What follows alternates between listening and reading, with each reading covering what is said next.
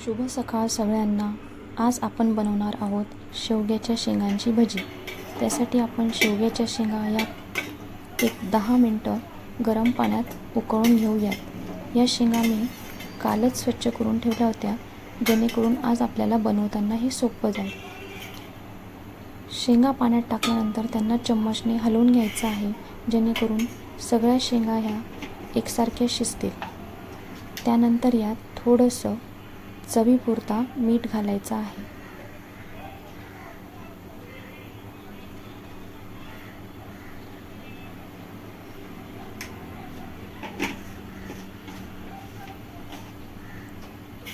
नंतर यावर एक झाकण ठेवून आपण याला 10 मिनिटं उकळू देऊयात।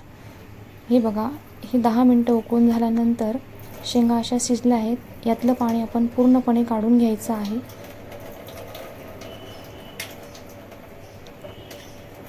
बघा, या शेंगा कशा शिजल्या आहेत ते बघू शकता तुम्ही, या व्हिडिओमध्ये तुम्हाला दिसेल।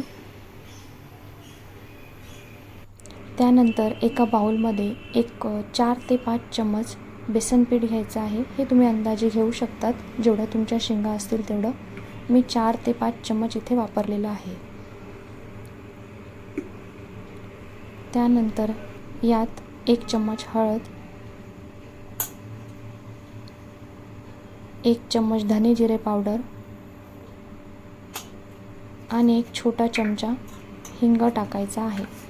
छोटा चम्मच तुम्ही हिंगाचा बघू शकता, जो मी वापरला आहे तो।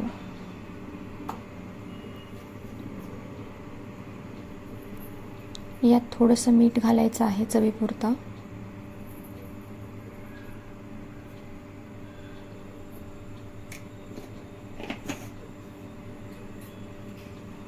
हे मिश्रण आता आपण लगेचच फेटून घेऊयात पाणी टाकून।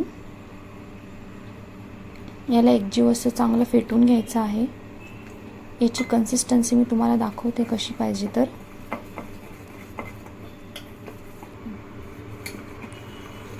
हे बघा, असं एकजीव याला फेटून घेतल्यानंतर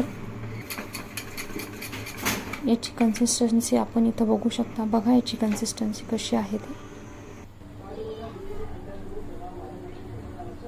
नंतर या उकडलेल्या शेंगा पिठात बुडवून आपण गरम तेलात ह्या एक एक करून आता टाकूयात।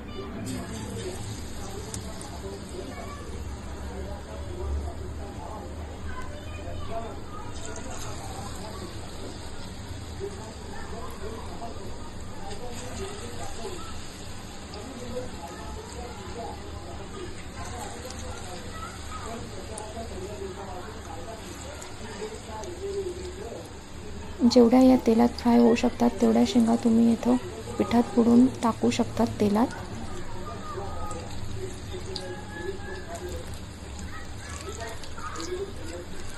ह्या शेंगा एका साईडने मस्त क्रिस्पी अशा फ्राय होऊ द्यायच्या आहेत। त्यानंतर आपण आता यांची साईड चेंज करून घेऊयात।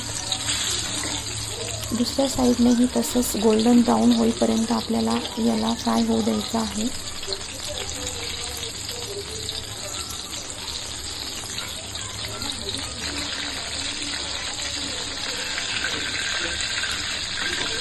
आणि आपल्याला हवी तशी मस्त अशी शेवग्याची भजी ही रेडी आहे।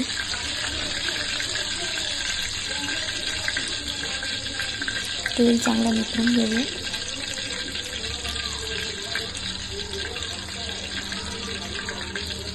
ही झाली आपली शेवग्यांच्या शेंगांची भजी रेडी। कशी वाटली रेसिपी कमेंट करून नक्की सांगा। धन्यवाद।